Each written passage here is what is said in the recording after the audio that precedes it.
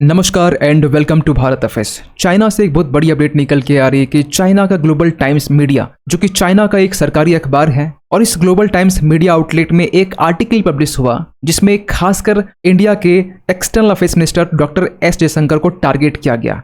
और इसमें बेसिकली यहाँ पर एक ऐसे आर्टिकल को पब्लिश किया गया जिसमें खासकर एस जयशंकर को काफ़ी ज़्यादा क्रिटिसाइज किया गया। और इस पर जो आर्टिकल पब्लिश किए जा रहे हैं कुछ इस तरीके से हिट एंड स्कूट, मतलब पहले चीज़ें लिखी गई आर्टिकल्स और बाद में इसे वापस ले लिया गया, क्योंकि जो आर्टिकल पब्लिश किए गए थे वो दो लैंग्वेज में पब्लिश किए गए थे। एक इंग्लिश वर्जन था और दूसरा जो वर्जन था वो चाइना का लैंग्वेज मैंड्रिन वर्जन था। लेकिन जो इंग्लिश वर्जन है इसे वापस विथड्रॉ कर लिया गया, हटा दिया गया, क्योंकि इसमें जिस तरीके से क्रिटिसाइज किया गया था, अभी हम आगे बात करेंगे कि क्या क्या बातें बोली गई थी। और इसमें यह भी देखा गया कि जो मैंड्रिन वर्जन है इसे भी बाद में इसे रिमूव कर दिया गया। लेकिन जो हिट एंड स्कूट है ना, इसका लिटरल मीनिंग जो होता है ये बेसिकली एक मिलिट्री टैक्टिक्स के लिए यूज किया जाता है। जब वेपन्स को फायरिंग करते हैं और बाद में इमीडिएटली क्या करते हैं, हम लोग न्यू लोकेशंस में मूव होते हैं, फिर उसे फायरिंग करते हैं, तो उस कॉन्टेक्स्ट में इसे यूज किया जाता है। लेकिन यहाँ पर बिल्कुल डिफरेंट कॉन्टेक्स्ट है। लेकिन जो ग्लोबल टाइम्स में जो आर्टिकल पब्लिश किए गए थे जिसका टाइटल था India's diplomacy has a S Jaishankar problem,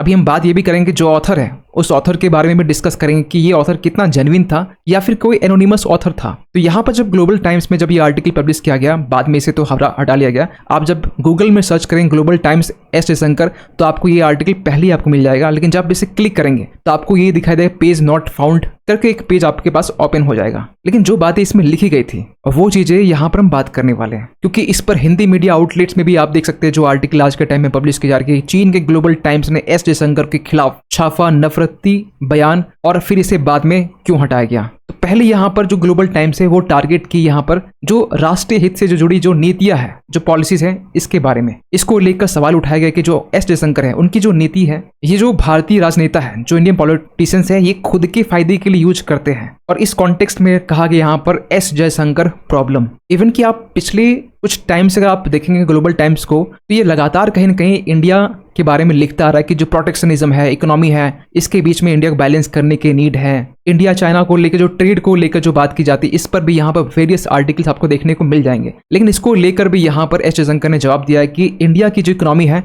वो क्लोज नहीं है।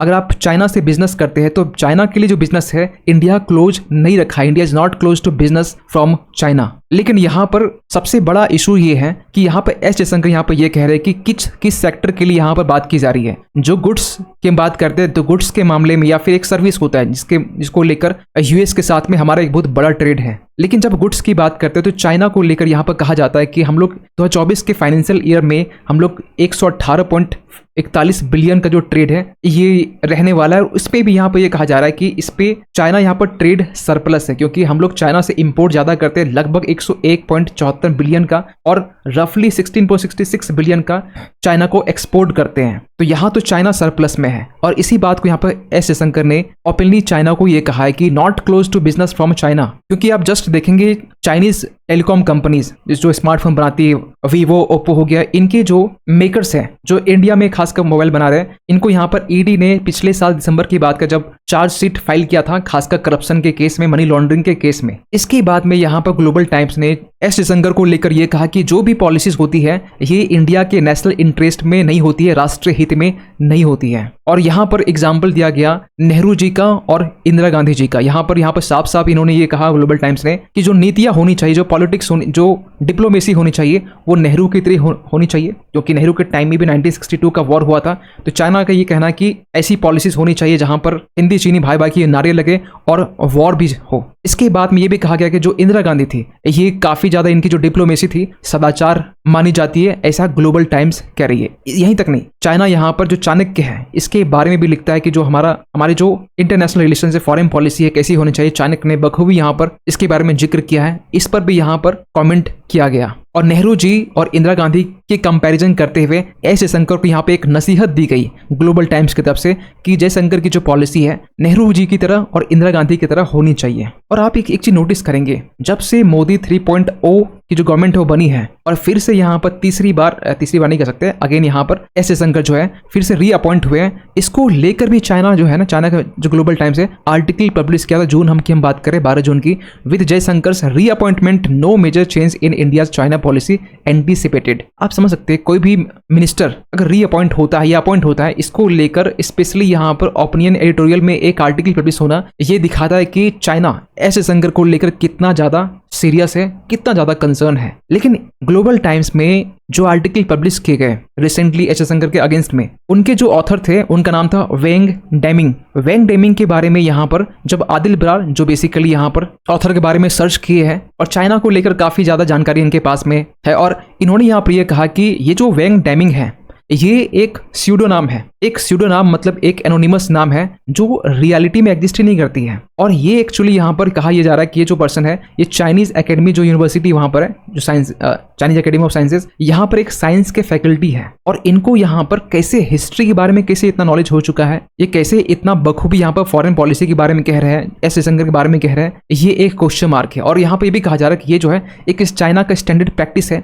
जब भी चाइनीज गवर्नमेंट है ये कुछ बात कहना चाहती है, ये अपनी ग्लोबल टाइम्स मीडिया आउटलेट के जरिए कहती है, और बाद में जो ऑथर का नाम जो लिखा जाता है ये एक एनोनिमस नाम होता है, एक स्यूडो नाम होता है। लेकिन सबसे बड़ा सवाल निकलता है कि चाइना ऐसा क्यों कर रहा है। सबसे बड़ा एक सवाल ये है, चाइना ऐसा इसलिए कर रहा है क्योंकि हाल ही में यहाँ पर हम बात कर रहे हैं सितंबर 1 की, जब यहाँ पर एस जयशंकर की तरफ से कुछ स्टेटमेंट दिए गए थे। यहाँ पर एस जयशंकर ने ये कहा कि चाइना को लेकर पूरे वर्ल्ड में एक जनरल प्रॉब्लम हो सकती है। जनरल प्रॉब्लम मतलब ये कि चाइना किस तरीके से छोटे छोटे आइलैंड कंट्री या छोटे छोटे देश को डेप्ट ट्रैप डिप्लोमेसी में फंसाता है, लोन प्रोवाइड करता है, लोन को एक हैवी लोन प्रोवाइड करता है एक कम इंटरेस्ट रेट में। तो ये चीजें जो टैक्टिक्स है चाइना की, ये सभी को मालूम है, चाहे अफ्रीकन देश की बात करें या फिर साउथ एशिया ये छोटे छोटे जो आइलैंड कंट्री उसकी बात करें। लेकिन इंडिया के साथ में जो प्रॉब्लम है वो एक स्पेशल प्रॉब्लम है। वो कैसा प्रॉब्लम है? वो कुछ इस तरीके की प्रॉब्लम है कि इंडिया और चाइना के बीच में हमारा जो LAC का स्टैंड ऑफ, जो गलवान वैली की बात करें या डोकलाम की बात करें, ये देखी जा रही है।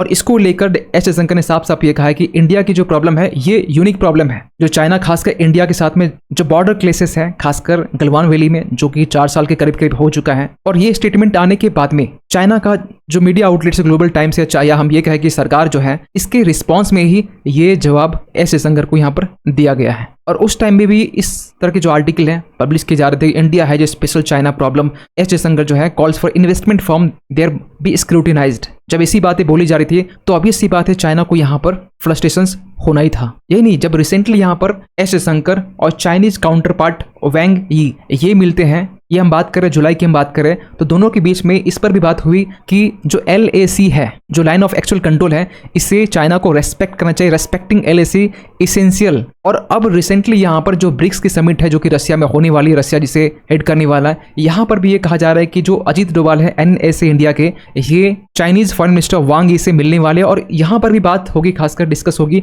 लाइन ऑफ एक्चुअल कंट्रोल को लेकर। खैर इस मीटिंग में, इस समिट में क्या चीज आउटपुट निकल के आती है ये तो आगे आने वाले टाइम में मालूम चलेगा। लेकिन इस पूरे अपडेट को लेकर आप क्या मानते हैं कमेंट कीजिएगा। और जाते जाते एक क्वेश्चन आप सभी के लिए ये है कि हाल ही में यहाँ पर स्वच्छ वायु सर्वेक्षण ये सर्वे किया गया, और इस सर्वे में यहाँ पर कौन सा ऐसा सिटी है जो फर्स्ट पोजीशन यहाँ पर सिक्योर किया है 2024 के लिए? आपके पास ऑप्शन है जयपुर, सूरत, कोलकाता या फिर वाराणसी।